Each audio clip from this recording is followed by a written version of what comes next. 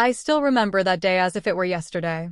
The Madrid sun shone fiercely over the red-tiled roofs of the Lavapiés neighborhood, and I walked along its cobbled streets with a smile that barely fit on my face.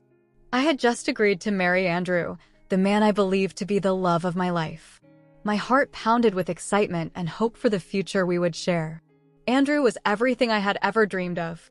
Tall, with honey-colored eyes and a smile that lit up every room. We met at university while studying economics. He came from a well-established family in Salamanca, owners of a textile company that had been the pride of the city for generations. However, recent years had been hard for them. The economic crisis had hit hard, and the family business was on the verge of collapse. When I got engaged to Andrew, my world turned upside down. Suddenly, I found myself caught in a whirlwind of financial problems and tough decisions.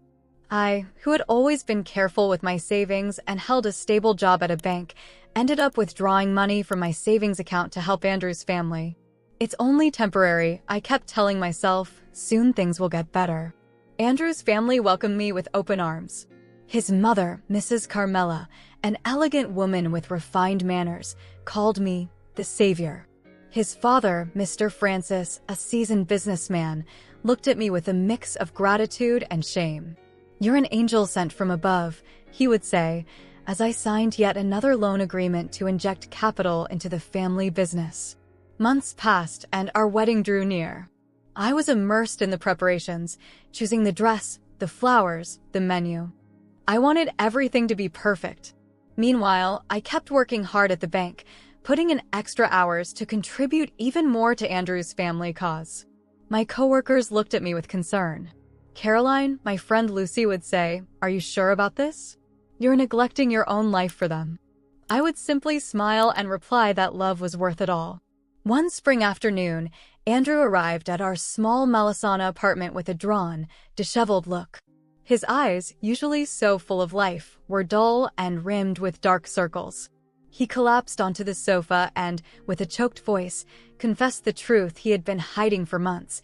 His family's debt had reached 520,000 euros. The shock was immediate. It felt as if the ground had opened beneath my feet. "How is this possible?" I asked, trying to keep my composure. Through tears, Andrew explained how his father had tried to save the business with risky investments, how they had borrowed from unsavory lenders, and how they had mortgaged every last penny they owned. In that moment, I had to make a decision that would change my life forever. Without a second thought, I told Andrew, "We're going to fix this together." The next day, I went to the bank and applied for a personal loan for the full amount of the debt. I used my apartment as collateral, my savings, even the jewelry that had belonged to my mother. I put everything at the disposal of Andrew's family. The following days were a blur. Meetings with lawyers, bankers, creditors. I was in the thick of it all, signing documents, making transfers, negotiating deadlines. Andrew's family looked at me as if I were some kind of superhero.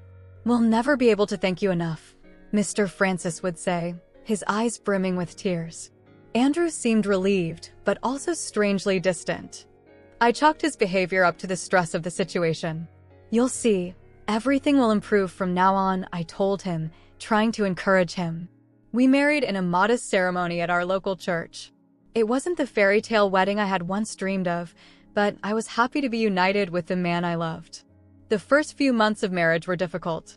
I worked more than ever, trying to recoup some of the money we had spent, while Andrew threw himself into the family business, desperately trying to turn it around. We hardly saw each other, and when we did, we were too exhausted to really talk. Gradually, I began to notice changes in Andrew. He was no longer the affectionate, attentive man I had married. He turned cold, distant. He spent long hours glued to his phone, constantly texting or speaking in hushed tones. Whenever I asked him about it, he became defensive. "I'm working, can't you see?" he snapped. One evening, after a particularly tense dinner, I decided to confront him. "Andrew, what's going on? I feel like I'm losing you." He looked at me with a mixture of irritation and guilt. "Don't worry about trivialities, Caroline. I'm busy fixing our lives. Isn't that what you wanted?" His words cut deep. When had our love become a burden? When had I stopped being his partner and become an inconvenience? I went to bed with a heavy heart, wondering if I had made a mistake by sacrificing so much for love. The following days turned into a nightmare of doubts and fears. I tried to talk to Andrew, but he always had some excuse to avoid me. I felt lonely, abandoned in what was supposed to be our home. My friends tried to cheer me up, inviting me out, but I always declined. I didn't want them to see what my life had become. One afternoon, while tidying up our bedroom, I found something that confirmed my worst fears. In the pocket of one of Andrew's shirts was a hotel receipt, one for a night in a downtown Madrid hotel, dated just a week ago. My world crumbled in that instant. With trembling hands, I tucked the receipt away. My mind was a whirlwind of emotions. How could Andrew do this to me? After everything I'd sacrificed for him and his family? I wanted to scream, cry, break everything, but I held back. I needed answers. That night, when Andrew returned home, I confronted him. I showed him the receipt and, summoning every bit of calm I could muster, asked what it meant. His reaction froze me. Instead of apologizing or explaining, he exploded. "What are you doing snooping through my things?" he shouted, and without another word, stormed out of the house, slamming the door behind him. He never came back that night. I sat awake on the sofa, staring at the door as the hours dragged by with no sign of him. He didn't answer my calls or messages. I felt as though I were living a nightmare from which I couldn't wake. The next morning, as the sun began to peek through the window, I made a decision. I wasn't going to keep living like this. I had sacrificed too much for this love, and now I realized it might not have been returned. With a broken heart but steely determination, I began planning my next move. I didn't know what the future held, but one thing was clear: I deserved better than this. As I packed a few belongings into a suitcase, I couldn't help but think about everything I had lost: my money, my time, my trust. Yet I also recognized what I had gained: an invaluable lesson in self-worth and the importance of not losing oneself in the name of love. With tears in my eyes but head held high, I left that house that no longer felt like mine. I didn't know where I was headed, but I was sure that any place was better than being trapped in a lie. As I wandered the streets of Madrid, the morning sun warming my face, I felt a blend of fear and liberation. It was the end of one chapter in my life and the beginning of a new one.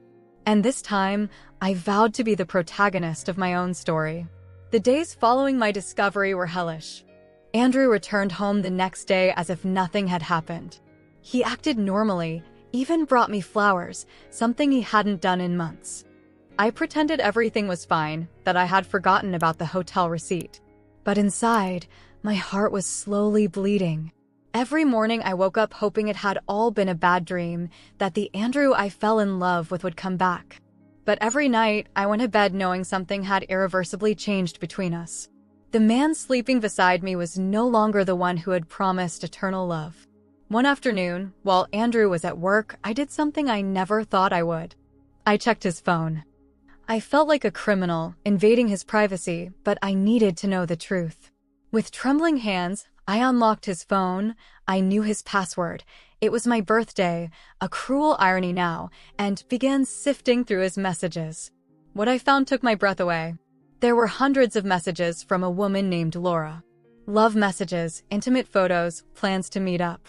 I read a few. Each word felt like a dagger to my heart. "I miss you, my love," one message read. "I can't wait until we stop hiding," said another. The messages dated back months, long before I had found that hotel receipt. I sank onto the sofa, phone still in hand, unable to process what I had just discovered. How could I have been so blind? How hadn't I noticed sooner? Tears streamed down my cheeks, but I made no effort to wipe them away. I felt stupid, betrayed, used. That night, when Andrew returned, I couldn't hold back any longer. I showed him his phone, every message, every photo. I expected him to deny it, to offer an explanation, anything. But his reaction was worse than I could have imagined. He burst out laughing. "Did you really think you were enough for me?" He sneered with a cruelty I'd never seen before. "Laura is young, fun, not obsessed with money and work like you." His words struck me like a series of blows, each one shattering the image I had of our love and our marriage. I tried to reason with him, reminding him of all I had sacrificed for his family, for him. But Andrew seemed to be in another world. "No one asked you to do that," he said disdainfully. "If you want to blame someone for your foolishness, blame yourself." That night, Andrew left the house. He declared he was going to stay with Laura, that he could no longer live a lie. I was left alone in our apartment, surrounded by photos of happier times, wondering how things had come to this. The following days were a blur of tears and pain. I skipped work, ignored calls from friends. I felt trapped in a dark pit, powerless to climb out. Andrew's betrayal had not only shattered our marriage, but also my trust in myself, in love, in everything I once believed. A week after Andrew left, I received a call from Mrs. Carmela, my mother-in-law. Her voice was cold and distant, nothing like the warmth she had once shown me. She asked me to come over that afternoon. Something important needed to be discussed. There was something in her tone that sent chills down my spine, but I agreed to go. When I arrived at the family home in the Salamanca district, I immediately sensed something was off. The house, normally immaculate, looked neglected. Boxes were scattered everywhere, as if they were in the midst of packing. Mrs. Carmela greeted me at the door with a mask of false cordiality. "Caroline, dear, come in," she said, leading me into the living room. There sat Mr. Francis in his favorite armchair, his expression grim. And to my shock and horror, there was Andrew, alongside him, a young, beautiful woman who could only be Laura. The silence in the room was so thick you could cut it with a knife. Mr. Francis was the first to speak. "Caroline," he said gravely, "we've called you here to discuss the future of this family." His tone made me feel more like an employee about to be fired than the woman who had once saved this family from ruin. Then Andrew spoke. With a coldness that sent shivers down my spine, he explained that he was going to marry Laura. He claimed he no longer loved me, if he ever had, I bitterly thought, and that he wanted a divorce. But that wasn't all. He also demanded that I leave the house we shared, which, according to him, belonged to his family. I was in shock. I couldn't believe what I was hearing. I looked at Laura, hoping to see a flicker of remorse or discomfort, but she returned my gaze with a triumphant smile. She was young, probably at least 10 years my junior, and glowing with her newfound happiness. "But what about everything I did for you?" I managed to whisper, my voice barely audible. "The money I lent you, the debts I paid off." That's when Mrs. Carmela interjected. Her voice, once sweet and maternal, now sounded as cold as ice. "That was a gift, dear," she said with a smile that never reached her eyes. "You wouldn't expect a gift to be returned, would you?" It felt like a punch to the stomach. Not only were they taking my husband and my home from me, but they also intended to keep every penny I had invested in them, money I had withdrawn from my savings and taken out loans to spare. Andrew then rose, taking Laura's hand. "It's time for you to leave, Caroline," he said, as if speaking to a stranger. "Your time here is over." I don't know how I managed to stand. My legs trembled, and I felt as if I might faint at any moment. But something inside me, a spark of pride, perhaps, kept me upright. I looked each of them in the eyes, these people I once called family, and saw only coldness and disdain. "Fine," I said, surprised at the calm in my voice. "I'll leave. But this isn't over."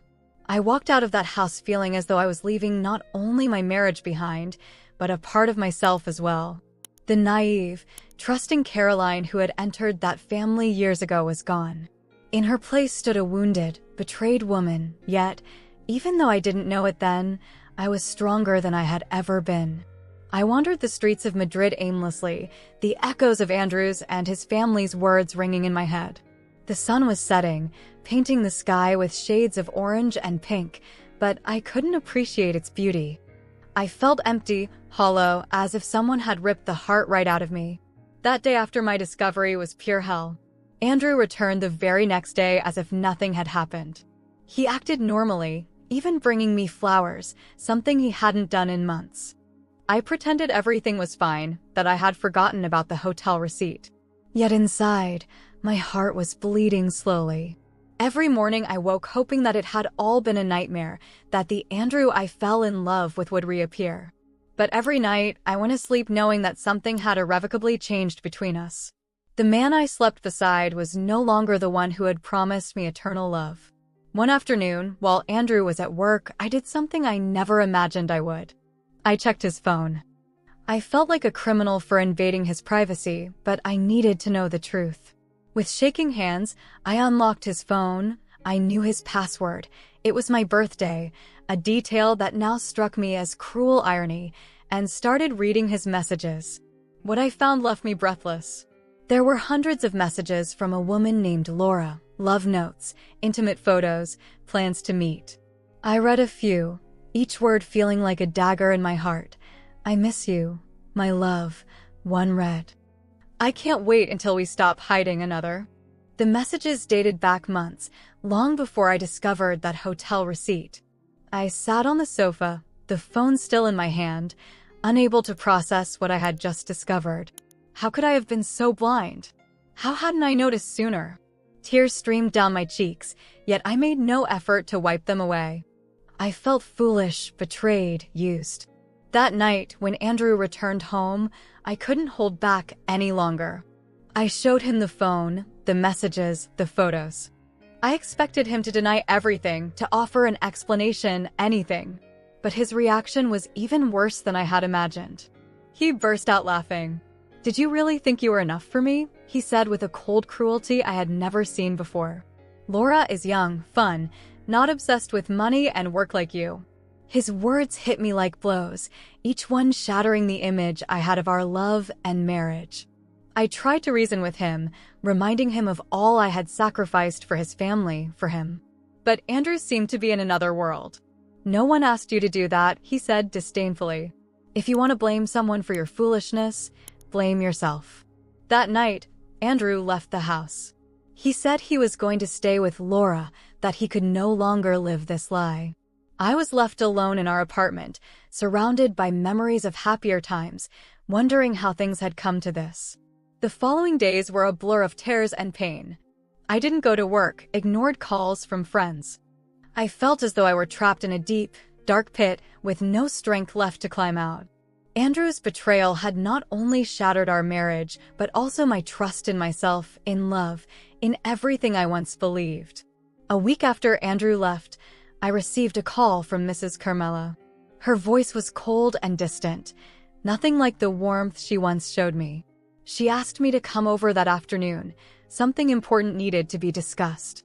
There was something in her tone that sent shivers down my spine, but I agreed. When I arrived at the family home in the Salamanca district, I immediately sensed something was wrong. The house, normally pristine, looked neglected. Boxes were scattered everywhere, as if they were packing up. Mrs. Carmela greeted me at the door, her face a mask of false friendliness. "Caroline, dear, come in," she said, leading me into the living room. There sat Mr. Francis in his favorite chair, his expression gloomy. And to my shock and horror, there was Andrew, along with a young, beautiful woman who could only be Laura. The silence in the room was so thick you could cut it with a knife. It was Mr. Francis who finally spoke. "Caroline," he said gravely, "we've called you here to discuss this family's future." His tone made me feel more like an employee being reprimanded than the woman who had once saved this family from ruin. Andrew then took the floor. With a chilling detachment, he explained that he was going to marry Laura. He declared that he no longer loved me, if he ever had, I bitterly thought, and that he wanted a divorce. But that wasn't all. He also demanded that I leave the house we shared, which, according to him, belonged to his family. I was in shock. I couldn't believe what I was hearing. I looked at Laura, hoping to see some sign of remorse or discomfort, but she returned my gaze with a triumphant smile. Young, probably at least 10 years younger than me, she radiated newfound happiness. "But what about everything I've done for you?" I managed to whisper, my voice barely audible. "All the money I lent you, the debts I paid off." That's when Mrs. Carmela interjected. Her voice, once sweet and maternal, now sounded as cold as ice. "That was a gift, dear," She said with a smile that didn't reach her eyes. You wouldn't expect a gift to be returned, would you? It felt like a punch in the stomach. They weren't just taking my husband and my home, they were also trying to keep every cent I had invested in them, money I had pulled from my savings and loans I was still repaying. Then Andrew stood up, taking Laura's hand. It's time for you to leave, Caroline, he said, as if addressing a stranger. Your time here is over. I don't know how I managed to stand. My legs trembled, and I felt as if I might faint. But something inside me, a flicker of pride, perhaps, kept me upright. I looked at each of them, these people I once called family, and saw nothing but cold indifference and contempt in their eyes. Fine, I said, surprised by the steadiness in my voice. I'll leave. But this isn't over. I left that house feeling as though I was not only leaving my marriage behind, but a part of myself. The naive, trusting Caroline who had once joined that family was gone. In her place stood a wounded, betrayed woman, but also, though I didn't yet know it, someone stronger than I had ever been. I wandered the streets of Madrid without direction, Andrew's and his family's words echoing in my mind. The setting sun painted the sky in shades of orange and pink, but I couldn't appreciate its beauty. I felt empty, hollow, as if my heart had been ripped right out of me. That day after my discovery was pure hell. Andrew returned the next day as if nothing had happened. He acted normally, even bringing me flowers, something he hadn't done in months. I pretended everything was fine, that I had forgotten about the hotel receipt. But inside, my heart was slowly bleeding. Every morning I woke hoping that it had all been a nightmare, that the Andrew I fell in love with would return. But every night I went to bed knowing that something had irreversibly changed between us. The man I slept beside was no longer the one who had promised me eternal love. One afternoon, while Andrew was at work, I did something I never thought I would. I checked his phone. I felt like a criminal for invading his privacy, but I needed to know the truth. With trembling hands, I unlocked his phone. I knew his password. It was my birthday, a detail that now struck me as cruel irony, and began sifting through his messages. What I found took my breath away. There were hundreds of messages from a woman named Laura, love notes, intimate photos, plans to meet. I read a few. Each word felt like a dagger in my heart. I miss you, my love, one read. I can't wait until we stop hiding, another. The messages dated back months, long before I found that hotel receipt. I sat on the sofa, the phone still in hand, unable to process what I had just discovered. How could I have been so blind? How hadn't I noticed sooner? Tears streamed down my cheeks, yet I made no effort to wipe them away. I felt foolish, betrayed, used. That night, when Andrew returned, I couldn't hold back any longer. I showed him the phone, the messages, the photos. I expected him to deny everything, to offer an explanation, anything. But his reaction was worse than I could have imagined. He burst out laughing. Did you really think you were enough for me? He sneered with a cruelty I had never seen before. Laura is young, fun, not obsessed with money and work like you. His words struck me like blows, each one shattering the image I had of our love and our marriage. I tried to reason with him, reminding him of everything I had sacrificed for his family, for him. But Andrew seemed to be in another world. No one asked you to do that, he said disdainfully. If you want to blame someone for your foolishness, blame yourself. That night, Andrew left the house. He said he was going to stay with Laura, that he could no longer live this lie. I was left alone in our apartment, surrounded by photos of happier times, wondering how I had come to this. The following days were a blur of tears and pain. I didn't go to work, ignored calls from friends. I felt trapped at the bottom of a dark pit, with no strength to climb out. Andrew's betrayal had not only shattered our marriage, but also my trust in myself, in love, in everything I once believed. A week after Andrew left, I received a call from Mrs. Carmela. Her voice was cold and distant, nothing like the warmth she once showed me. She asked me to come over that afternoon. Something important needed to be discussed. There was something in her tone that sent chills down my spine, but I agreed. When I arrived at the family home in the Salamanca district, I immediately sensed something was wrong. The house, normally pristine, looked neglected. Boxes were piled everywhere, as if they were packing up.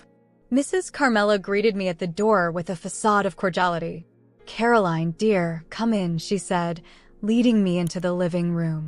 There sat Mr. Francis in his favorite chair, his expression grim. And to my shock and horror, there was Andrew, along with a young, beautiful woman who could only be Laura.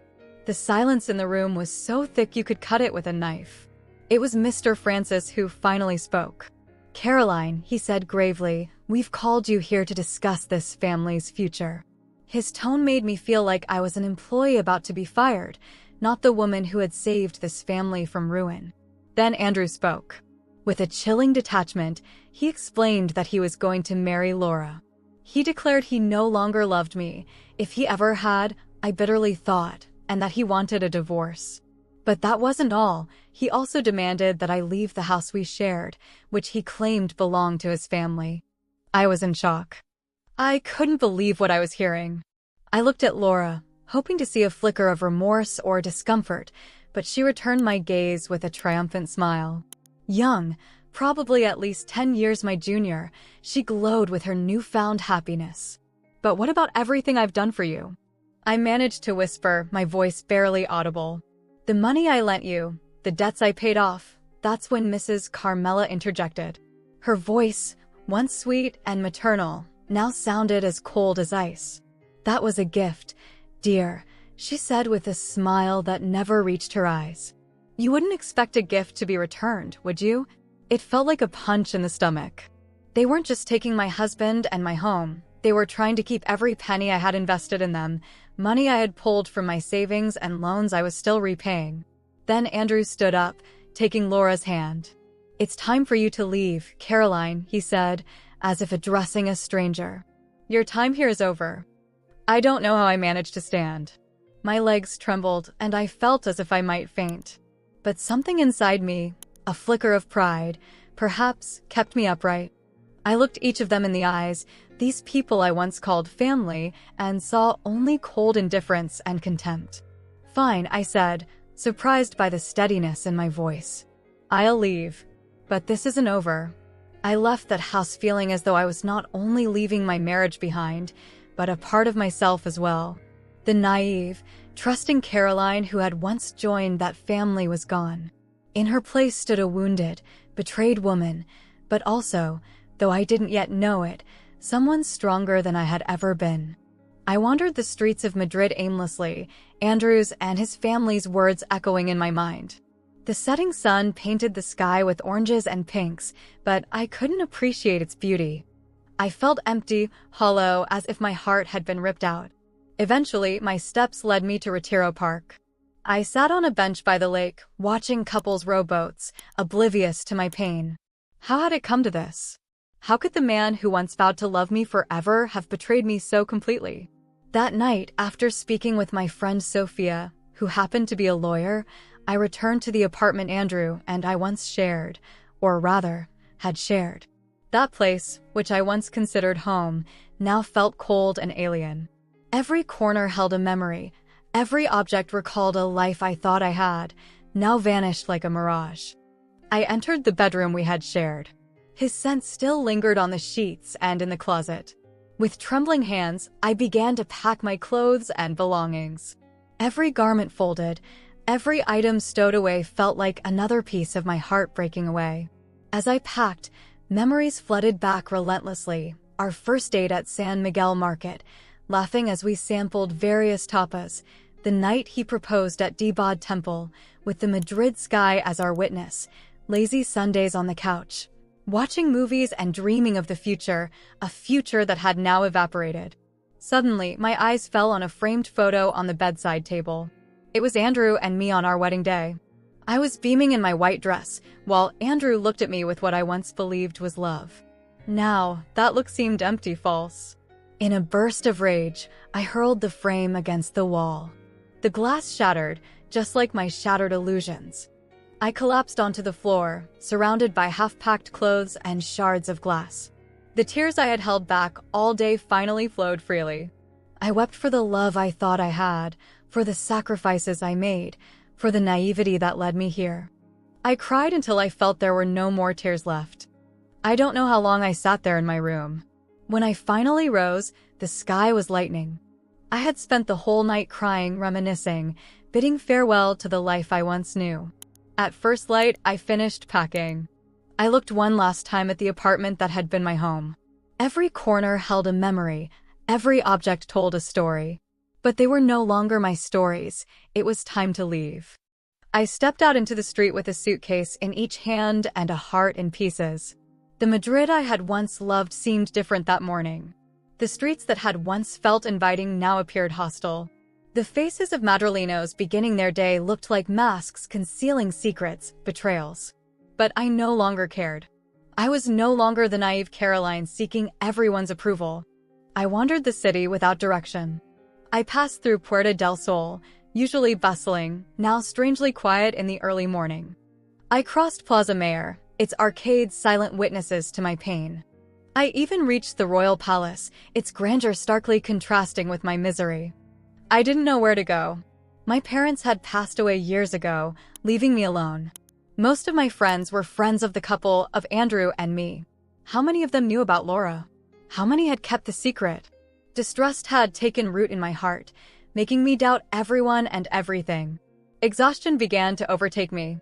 My arms ached from carrying the suitcases, my feet protested after hours of aimless walking. I needed a place to rest, a refuge from the world. Eventually, my steps led me to a small hotel in Lavapiés. It wasn't the kind of place I was used to, but at that moment, nothing else mattered. I just needed a place to close my eyes and pretend, if only for a moment, that it had all been a nightmare. The receptionist looked at me with a mix of curiosity and pity. I suppose my appearance wasn't the best. Puffy eyes from crying, wrinkled clothes, disheveled hair. I paid for one night with the last of my credit card. The room was small and a bit shabby, but it was clean. In that moment, it felt like a palace. I collapsed onto the bed, exhaustion finally taking over. But sleep would not come. My mind raced, replaying the events of the past 24 hours over and over. How had I come to this point? How could I have lost my marriage, my home, my financial security all in one day? The humiliation burned in my chest. I recalled Laura's triumphant look, Mrs. Carmela's icy tone, Andrew's disdainful expression. These people, whom I once called family, had used me and then discarded me like something worthless. Lying in that unfamiliar bed, in a room that smelled of cheap disinfectant, I realized this was, without a doubt, the worst day of my life. I had hit rock bottom. Everything I thought I knew about myself, about love, about life, had crumbled. Hours passed as I lay there, staring at the ceiling.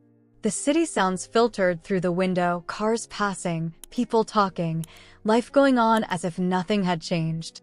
But for me, everything had changed. Eventually, hunger set in. I hadn't eaten since the day before, but the thought of facing the world terrified me.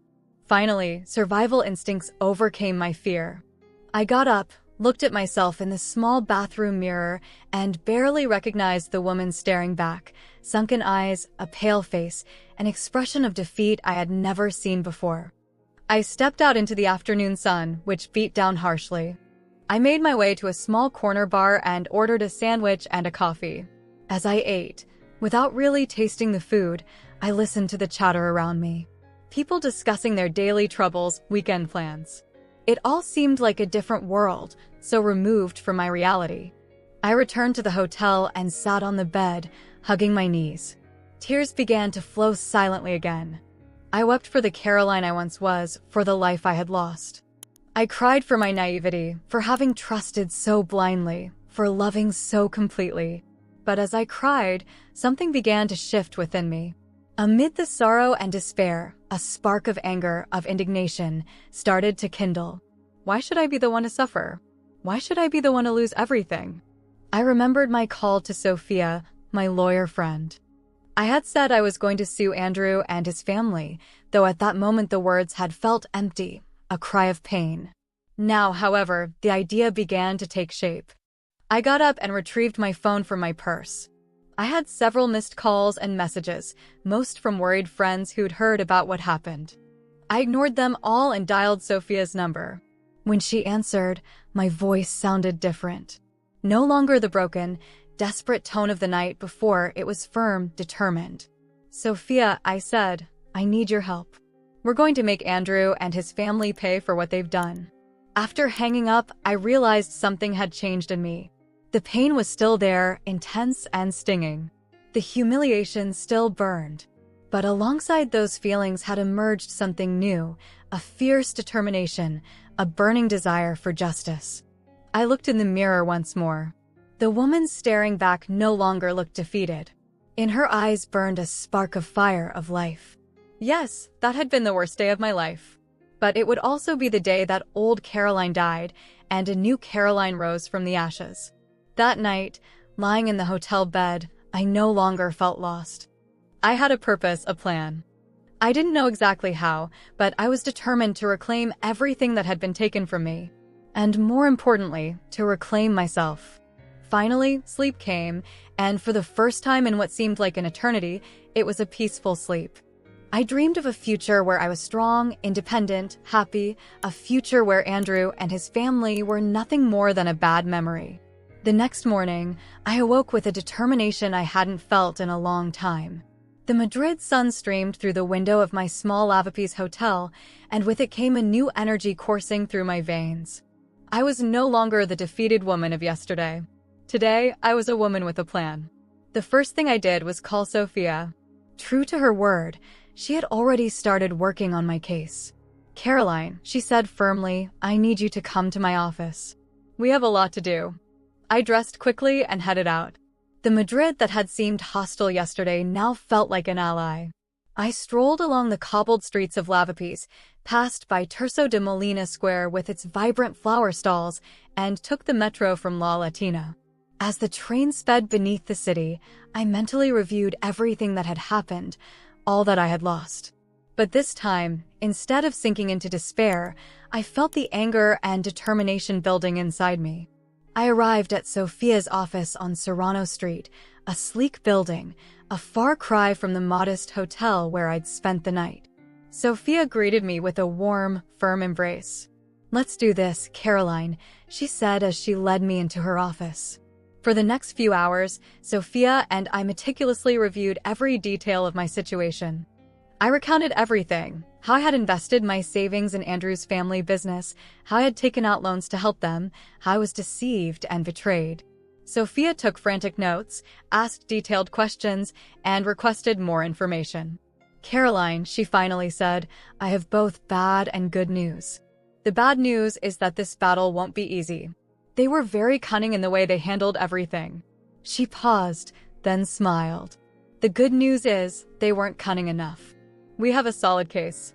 She explained that although I had given a lot of money to Andrew's family, much of it could be considered loans rather than gifts. Moreover, the fact that I had used my savings and taken out personal loans to help them worked in our favor. "We're going to sue them for fraud and breach of contract," she said. "And we're going to fight for every penny you're owed."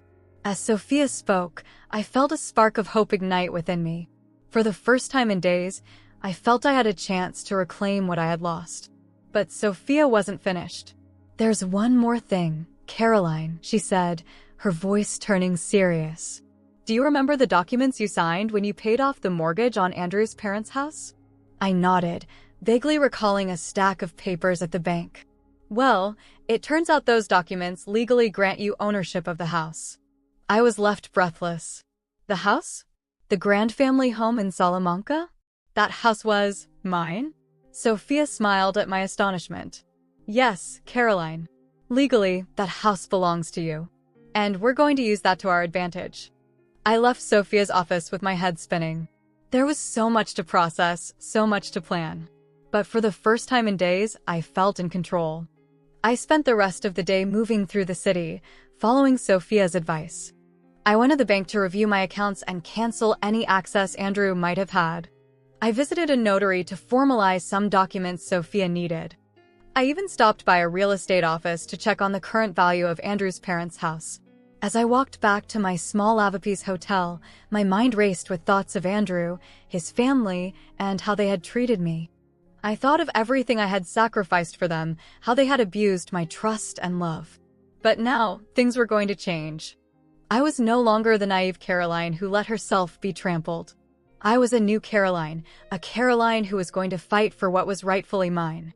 That night, sitting in the small hotel room, I did something I hadn't done in a long time. I smiled. It wasn't a smile of joy, not yet, but one of determination, of anticipation. The lesson was about to begin. The next morning, I woke up early with a plan and was ready to put it into action. The first thing I did was call a locksmith. I gave him the address of the house in Salamanca and asked him to change all the locks. "It's a surprise for my family," I said with a smile that didn't quite reach my eyes. While waiting for the locksmith to finish, I strolled through Retiro Park. The day was beautiful, the sun shone on the lake, couples strolled hand in hand, children played. But I saw none of that. In my mind, all I could envision was Andrew's face when he realized he could no longer enter his own house. I received a call from the locksmith just as the sun was setting. "All done, ma'am," he said. I thanked him and hung up, feeling the rush of adrenaline. It was time for the next step. I headed to the house in Salamanca. From across the street, I could see the lights on. They were home. Perfect. I crossed the street with purpose and rang the doorbell. It was Mrs. Carmela who answered. Her expression quickly shifted from surprise to disdain. "What are you doing here?" she snapped. I smiled, a cold, unfamiliar smile. "I'm coming home," I said, pushing the door open. What followed was chaos. Mrs. Carmela screamed. Mr. Francis appeared in the foyer looking utterly confused, and Andrew. Oh, Andrew. His face when he saw me enter was priceless. "What does this mean?" he roared, advancing with clenched fists. I remained calm, savoring every second. "It means, dear, that you're in my house. And I want you to leave." I showed them the document Sophia had prepared. With a voice as cold as ice, I explained that legally the house belonged to me and that they had 24 hours to gather their things and leave. The reaction was exactly as I had imagined: shouts, threats, even tears. Andrew tried to intimidate me, advancing with that look that used to make me tremble. But not anymore. I held his gaze without flinching. "If you don't leave within 24 hours, I warned as I headed for the door, I'll call the police." I stepped out of the house feeling as if I were floating. The rush of adrenaline was intoxicating. I walked the Madrid streets, breathing in the night air, feeling more alive than ever.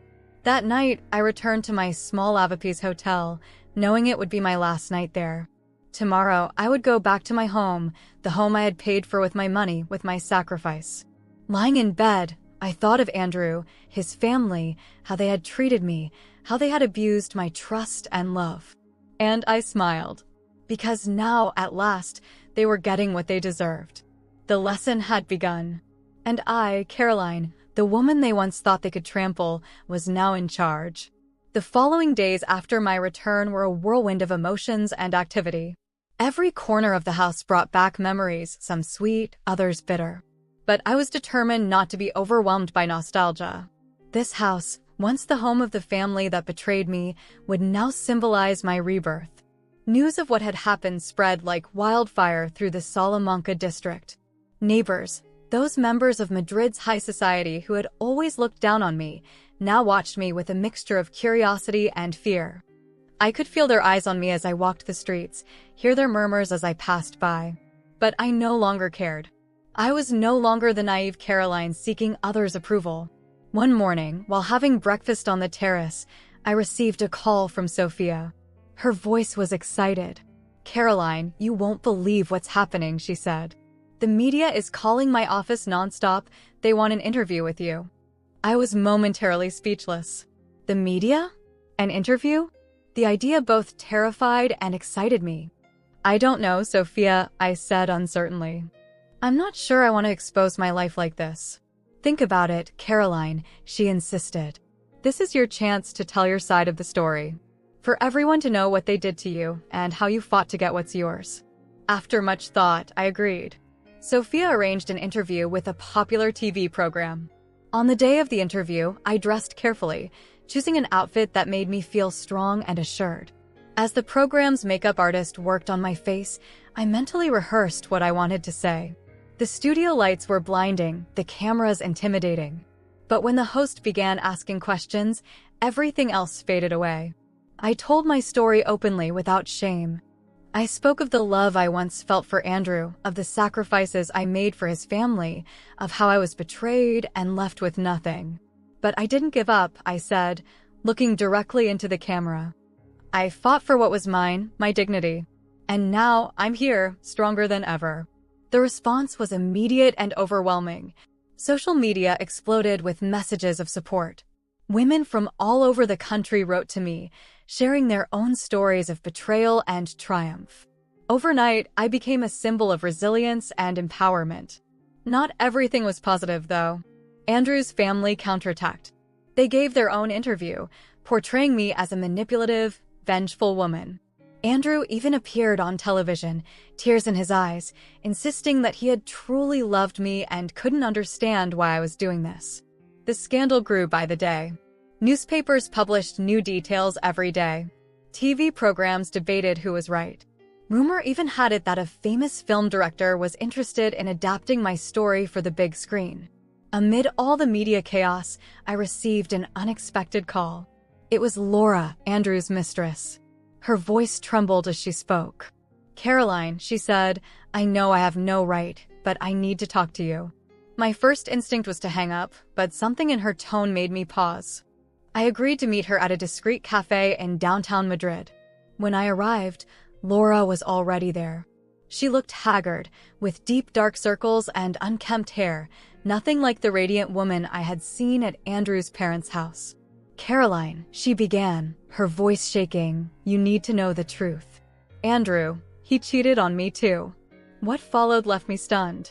Laura recounted how Andrew had seduced her with promises of eternal love, how he had claimed that I was a cold, calculating woman only with him for his money. She told me how, gradually, Andrew's true colors emerged, how he emotionally abused her, isolated her from friends and family. "When I saw you on TV," Laura said through tears, "I realized that everything was a lie. Andrew used us both." I left that cafe with my head spinning. On one hand, I felt a strange compassion for Laura. She too had been a victim of Andrew. On the other, I couldn't help but feel a certain satisfaction. The truth was finally coming out, and Andrew was being exposed for who he truly was. The following days were a whirlwind. Laura's interview leaked to the press, adding fuel to the scandal. Andrew tried to defend himself, but more and more women came forward with similar stories. His reputation crumbled day by day. Meanwhile, I pressed on with my life. The media frenzy was exhausting, but it also gave me a platform to help other women in similar situations. I began giving talks at women's associations, sharing my story and encouraging others to fight for their rights. One afternoon, as I was returning from one of these talks, I ran into Mr. Francis at the door. The man who once was my father-in-law now seemed to have aged years in just a few months. "Caroline," he said wearily, "I know I have no right to ask, but I need your help." He explained how the scandal had destroyed his business, how customers had stopped buying from them, how suppliers refused to work with them. The family company, which had survived wars and economic crises, was on the brink of collapse. "I know we hurt you," Mr. Francis said, tears in his eyes, "but there are innocent people who depend on the business. Families who will lose their jobs if we close down." I fell silent for a moment, weighing his words. A part of me wanted to revel in their misery, to tell them to fend for themselves as I had. But another part, the part that still believed in goodness despite everything, compelled me to help. "I'm not doing this for you," I finally said. "I'm doing it for those innocent families. But I have my conditions." The following weeks were a flurry of meetings with lawyers, accountants, and financial advisors. We restructured the company, implemented new policies, and rebranded. It was hard work, but slowly, the business began to recover. The scandal that had gripped Spain for months eventually started to subside, but its impact endured. I had become a public figure, a symbol of resistance and triumph for many women. One evening, as I dined alone on the terrace of my house, I reflected on everything that had happened. Just a few months ago, I felt defeated, betrayed, and hopeless. And now here I was, stronger than ever, in charge of my own destiny. The phone rang, pulling me from my thoughts. It was Sophia. "Caroline," she said excitedly, "are you sitting down? Because you won't believe what just happened." As I listened to Sophia, a smile spread across my face. The scandal was far from over, it was just beginning. And I, Caroline, the woman they once thought they could trample, was ready for the next chapter. That phone call from Sophia that night marked the beginning of a new chapter in my life, one I could never have imagined even in my wildest dreams. "Caroline," she said, her voice trembling with excitement, "I just received an offer to publish your story as a book. And not only that, a film producer is interested in adapting it for the big screen." I was speechless for a moment. A book? A movie? The idea terrified and thrilled me in equal measure. On one hand, the opportunity to tell my story on my own terms, to reach other women who might be going through similar ordeals, was incredible. On the other, the thought of exposing even more of my private life was daunting. After much deliberation, I decided to accept. The following months were a whirlwind of meetings with editors, writers, and producers. I chose to collaborate with a wonderful writer named Elena, who had an uncanny ability to understand my story and touch my soul. Together, we spent countless hours refining every detail of my life, unraveling every emotion, every decision that had led me to this point. Writing the book was cathartic. I relived painful moments, yes, but I also rediscovered my own strength. I saw how, step by step, I had rebuilt myself from the ashes of my failed marriage. And most importantly, I realized that my story wasn't just mine. It was the story of thousands of women who had been betrayed, who had lost everything, yet found the strength to rise again. As the book took shape, my life continued on. The company that once belonged to Andrew's family, and which I had helped save, was thriving under my direction. I had implemented gender equality policies, support programs for female entrepreneurs, and we were making more money than ever. The irony wasn't lost on me. The company that had once been the pride of the family that betrayed me had now become a symbol of female empowerment. One day, while reviewing some documents in my office, I received an unexpected visitor. It was Mrs. Carmela, the very woman who had once called me the savior and then cast me out like trash. She entered my office hesitantly, her face lined with remorse. "Caroline," she said in a trembling voice, "I know I have no right to be here, but I needed to see you. I needed to apologize." I looked at her in silence, allowing the weight of her words to fill the room. A part of me wanted to yell at her, to kick her out of my office just as she had kicked me out of her home. But another part, the part that had grown and matured through it all, urged me to listen.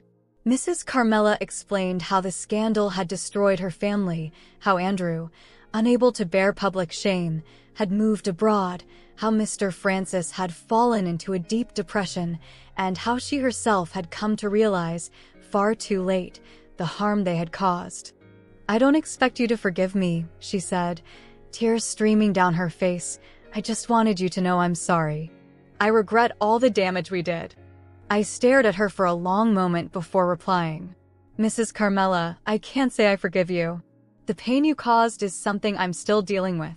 But I appreciate your apology, and I hope it teaches you a lesson for the future." After she left, I sat alone in my office, reflecting on what had just transpired. I realized that I no longer felt anger toward her or any of them, really. All I felt was a mix of pity and relief. Pity for those who had allowed greed and selfishness to ruin their lives, and relief that I had escaped that situation and found my own strength. Months flew by. The book, titled Rising from the Ashes, the story of a woman who lost everything and reclaimed it, became an instant bestseller. Women across the country saw themselves in my story. They found hope in my struggle. I received hundreds of messages every day from women telling me how my book had given them the courage to leave abusive relationships, to fight for their rights, to believe in themselves. Soon after, a film based on my life began filming. Seeing an actress portray me on the big screen was surreal. Every scene transported me back to those moments, reviving both the pain and the triumph. Like the book, the movie was a runaway success, becoming a symbol of the #MeToo movement in Spain and sparking conversations about emotional and financial abuse in relationships. A year after the book and movie were released, I received an invitation I never expected. Complutense University of Madrid wanted to award me an honorary doctorate for my contributions to women's rights. I, who had once been a humble bank employee, was now being recognized by one of the country's most prestigious institutions. On the day of the ceremony, as I donned the gown and cap, I couldn't help but think how far I had come. I remembered the Caroline of a few years ago, crying in a cheap hotel room, convinced her life was over. If someone had told that Caroline she'd be here today, receiving this honor, she would have laughed bitterly.